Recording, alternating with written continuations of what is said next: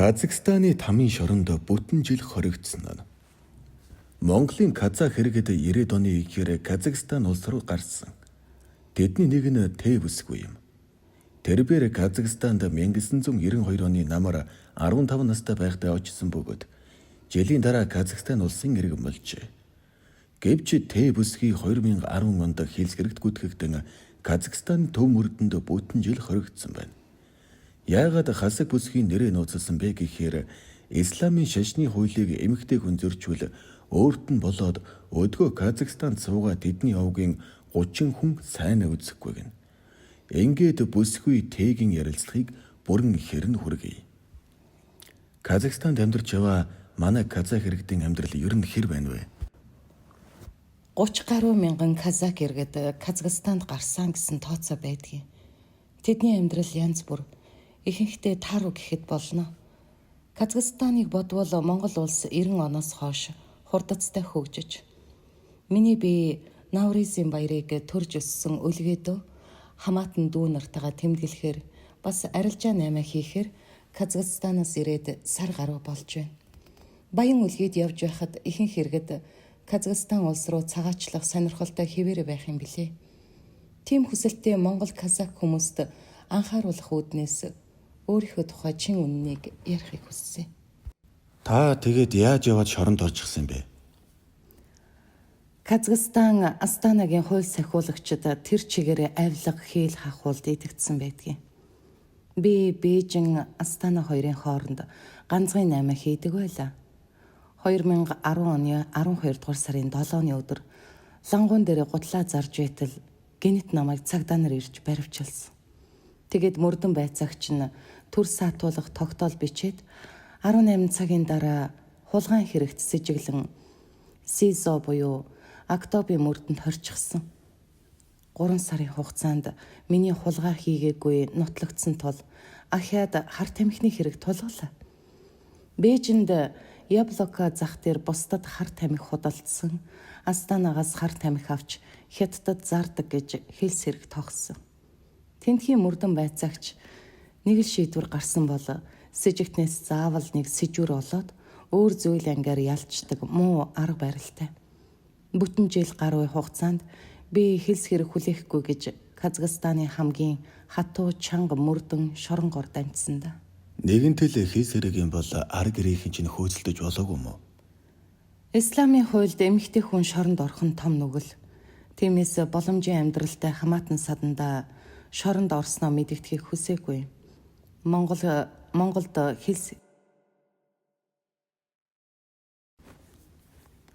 Монголд хэлс хэргээр эмэгтэй хүн хоригдсон бол бөөн сенсац болно.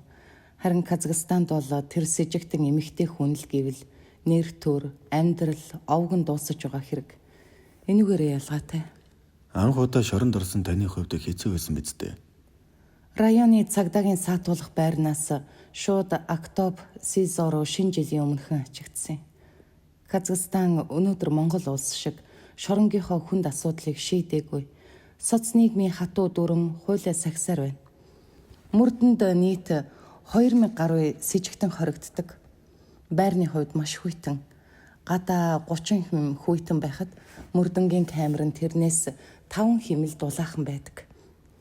Хүйтэн цэвдэг камераас гадна бохир завааны бүр ярилдаггүй. Бөөснүүд хан туургаар бэлдсэн амьсгалах агааргүй чихтэй орчин. 3 сэжигтний нэг нь архаг сүрье өвчтэй. Сүрьетэй өвчтөн камертаа өгөж байхад тэднийг эрүүл хүнээс тусгаарлахгүй. Хоол нь өдөрт ердөө нэг зүсэм хар талах. Дотор нь ногоо угаадс. Алийн чансан нь мэдэгдэхгүй бүлээн шүл. Анх уухад бөөлжс сутгана. Гэхдээ өлсгийн эрхэнд эдхээс өөр аргагүй. Анх 2 дугаар корпусын 41 тоот 4 хүний камерт 45 настай орос эмэгтэйтэй хоёулаа хоригдсон. Казахстанд хүүхнүүд гэмт хэрэгт хоригдох магадлал маш бага. Исламын хуулиа сахидаг учраас хүүхнүүд тэр бүр хэрэгт орохгүй. Харин циган, гаднаас харлаж ирсэн Узбек, Тажик, Туркмен, Хятад хүүхнүүд дийлэнх нь. 2 давхар хэрцгэр төмрөөр матрасч байхгүй, нүмерх бүтээлэг, хүнжил, гаднаас өгөхгүй. Харин жиргээгээр орж ирсэн сонин сэтгүүл олдвол тэрнийг эдээвснэ. бас нүмерч унтна. Зарим тохиолдолд Любатай хоорондоо тас тэврэлдээд шөнийг өнгөрөөчж байсан. Эргэлт байхгүй болохоор хинч туслахгүй гэсэн үг үү? Тийм ээ, хажуу камерын ирчүүд хаанаас ч юм бэ? Спирт оруулаад ирчихсэн. Тэрнийг камерын вагончгоор өгнө. Тэрийг дулаацахын тулд дуудаг байлаа. Вагончиг гэдэг нь юу юм бол тайлбарлаж хэлвэл? Ухсан нууц нүхийг хэлж байгаамаа. Камер оронд гэсэн үг үү? Тийм ээ. Би тамхи татдгүй хэрнээ ирчүүдийн камераас орж ирсэн тамхийг сорж хүчээр дулаацдаг байлаа. Тэгсээр байгаа тамхинд орчихсон. Гэхдээ хүн ер нь зовлон даадгийн билий. Надад Актобийн шоронгийн бүх зүйлийг ярихад үнэхээр хэцүү байна. Шоронгийн ажилтнууд нь Сталины үеиг шиг харгас хэрцгий, мөн сул дорой сэжигтнийг зодож амь насыг бүрлгэгч энүүхэнд. Баян чинээлэг ар гэрийн боломжтой хоригдолтой, хүнлэг, соёлтой их боловсон харьцна. Өчүүхэн төдий алдаа гаргахад камерын хаалга онгойж, урт бороохон атгсан хянагч нар үгийн зөрүүгөл ташуурдна. Арзгар ултай гутлаар дэвснэ. Миний хугарсан үүдэн шүдийг хардаа. Актобийн мөрдөнгийн ээлжийн баг дарга Жамбис нүүрлүү дэвсэд хугалчихсан. Нэг үгээр бол Казахстаны засан хүмүүжүүлэх байгууллага тэр чигээрээ авилгад идэгдсэн тамийн тоогоол гэсэн үг. Актоб шоронд хэр удаан суусан бэ? Миний хулгайн хэрэг нотлогдоогүй. Бас хар тамхи зарсан хэл сэргийг би хүлээхгүйсэн болохоор 5 сарын дараа Хаата шоронд шилжүүлсэн. Хаатагийн шоронгийн босхийг давхтаа би Актобийн мөрдөнд орсон шиг айж сандраагүй. Камерт надаас гадна 7 эмэгтэй байлаа. Камерын атман бололтой 50 гарсан цэгэн авгай доод давхрын орноос босож ирээд "Өлөгч минь, чиний унтах ор наад үүдний 2 давхрын сул ор" гэлээ. Тэгэлсэн миний уур хүрээд цэгэн авгай нүүрлөө нулимж цогхоос өмнө төрүүлээд гидс рүү нөшөглөж дараа нь тонгороод унгаачихсан. Гаднаас шоронгийн 2 хянагч орж ирээд намайг авч гараад хамаг хувцсыг минь тайчин 6 хоног чангалах камерт хонуулсан. Буцаж камертаа орж ирэхэд цэгэн Белла надад юу ч хэлээгүй. Би шууд жижиг цонхны дээд орыг эзэгнэлээ. Энэ үеэс өөрийн эрх чөлөөгөө олж авахын тулд бүтэн сар зодтолдож тэмцсэндээ. Тэгжил амиа авч гарахгүй бол Хаата шоронд үхэл надад нэг алхмын цаана байсан юм шүү. Хаата шоронд ороод эмэгтэй болж төрсөндөө баярлсан. Ирчүүдийн мөрдөнд наар орн хүрэлцэхгүй, шөнө нь ээлжээр унтдаг гэсэн. Азар эмэгтэйчүүдийн камерт 1-2 ор тогтмол сул байлаа. Ирчүүдийн камерт кабур хэмээх нүхэлсэн вагончгоор тамхи, цай, хоол амтлаа. Хамгийн захын манай камерт дамжуулах вагончиг байхгүй. Доошо нүх ухаж вагончиг гаргаад ирчүүлтэй харьцна. Огт царайг нь хараагүй нэг залуутай хууч хөөрч бараг сууж нийлэг гэж хүртэл ярьлаа. Тэгжил хар өдрийг өнгөрөөхгүй бол над шиг хүн бол сэтгэлээрээ өхөн эцтэй. Дээр хэлсэн авилга бол Казахстаны шорон мөрдөнд жинхэнэ хөгжсөн газар. Манай камерын хүн амны хэрэгтэй баян айлын ганц охин шоронгийн дарга зэрэгт авилга өгөөд гадуур гараад явчих жишээтэй. Зөвхөн өглөө оройны нэгдсэн тооллого прокурорын шалгалтын үеэр л камертаа түр ордог. Шоронгийн моног хянагч нараас эжигтэн хөөхнүүдийг оролддог байсан уу? Тэнд хянагчийг дубак гэдэг. Нөхцөл байдлаа арай хөнгөрүүлэх гэсэн хөөхнүүд хянагч, ээлжийн дарга, мөрдөн байцаагч, эрүүгийн төлөөлөгч нартай унтах, бэлэг эрхтний хөхөн аман сексхийн. Би арай ч ингэж доошоо ороогүйг аллах тэнгэр гэрчилнэ. Манай өрөөний цэгэн Белла ахмаг настайч хянагч төдийгүй мөрдөн байцаагчтай явуулдаг байсан. Белла камерын хөөхнүүдийг шоронгийн ямар харуултай секст хүнд зарахыг шийднэ. Беллагийн ганц авах юм нь их л сайхан дуулдаг байлаа. Ришки цаанаас Беллаг дуулахад мөрдөнгийн ирчүүд алга тушаадл тэрэнд тамхи хоол амтлагч тэр бүхэл хар тамхич эргэж өгнө. Уучлаарай. Ришки гэдэг нь ямар үг юм бол?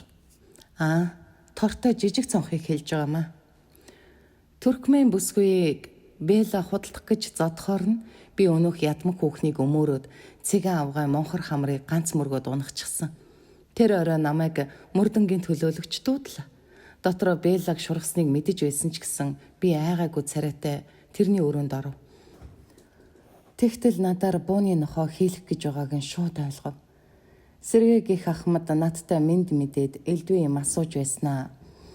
Пахан танаа камерт эрчүүдийн хідэн тод камераас хар тамхи орж ирээд байгааг надад хэлээд өг гэж байна. Тэгэхээр нь би тэгвэл чи Беллаг зайлуулж чадах юм уу гэж асуулаа. Тэгсэн дэрийг би шийдье гэчгээд сэргээ надад 2 хайрцаг тамхи, тор дүүрэн талах молко бас ариун цэврийн хэрэглэл өгчхөд гарав. Би Беллаг зайлуулахын тулд эрчүүдийн хідэн тод камераас хар тамхи анноошо орж ирээд байгааг сэргээд 7 хоногийн дараа матав.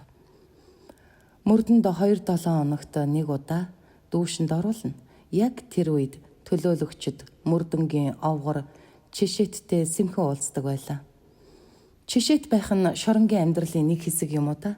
Ер нь чишэт гэдэг нь бууны ноход гэсэн үг.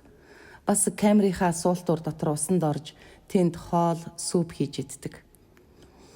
Баян үлгэд жаахан охин байхдаа сэтгүүлч Үлзий сайхан гэдэг хүний амьдрал нулимсан дургүй гэсэн номыг уншиж байсан минь санаанаас огт гардгүй. Тэр номонд ганц худгийн амьдрал гардаг. Бараг тэрнээс ч дор нөхцөлд би 1 жил 2 сар хоригдсон. Харин эмэгтэйчүүдийн камерт бие эзэмдэх ашиглах зүйл бол байгаагүй. Эрчүүдийн камерт банд буюу петух бишгүүл сонсогдож байлаа. Казахстаны мөрдөн бол үнэхээр фашист Германы канцлагер шүү дээ. Нэралчгаад 12 онсон бүсгүйг прокурор нь хорих тогтоол бичээд манай камерт хийчихсэн. Ердөө $250 зайлуулсан гэх хэрэгт хүүхэдтэй ихийг хорьсон байгаа юм да. Хүүхэдтэй тэр бүсгүй ажлын 6 өдөр камераасаа гарч эргэлтийн байранд хүүгээ хөхүүлнэ. Хөөрхий бүсгүй ядарснаасаа болоод мөрдөнгийн хонгилд ухаан алдан унахад хянагч нараа борохоодод л босгож байхыг бид харж л байлаа. Ингээд жил гаруйн дараа намайг шүүхийн сандалд суулгаж, шүүгч нь нэлх хүүхэдтэй гэр бүл толгойлсон эмэгтэй урд өмнө ял шийтгэл эдэлж яваагүй гэдгээр 3 жилийн тэнсэн харгалзах ял оноос юм. Байдал өнөөдөр Казахстанд ийм л байна да. Өнгөрсөн жил хипхоп дуучин Баавар мөрдөнд өөрийгөө шатаасан юм билээ. Тэрнээс болж шоронгийн 6 алба хаагчид ажлаасаа халагдсан тухай Казахстанд байхдаа интернет сайтаас олж уншлаа. Монгол улсад өнөөдөр шудраг яс, хүний эрх чөлөө харьцангуй дээр юм а гэсэн бодол бол надад төрсөн. Би шоронгоос гарсны дараа амьдралыг арай өөр өнцгөөс хардаг боллоо. Тэсвэр төвчээртэй бас их гүргэр болсон юм шиг. Унтахтаа ч гэсэн би Казахстаны тэрхүү тамийн шоронго зүүдлэхгүй л юмсан гэж залбирдаг да. Ярилцлага өгсөн танд үнэхээр их баярлалаа. Хоёлаа яриагаа энэ хүргээд өндөрлөх үү? За, надтай уулзсанд маш их баярлалаа. Казахстан улсын тамийн шоронд бүтэн 1 жил 2 сарын хугацааг өнгөрөөсөн бүсгүй ТТ хийсэн яриа энэ хүрээ төгсөж байна.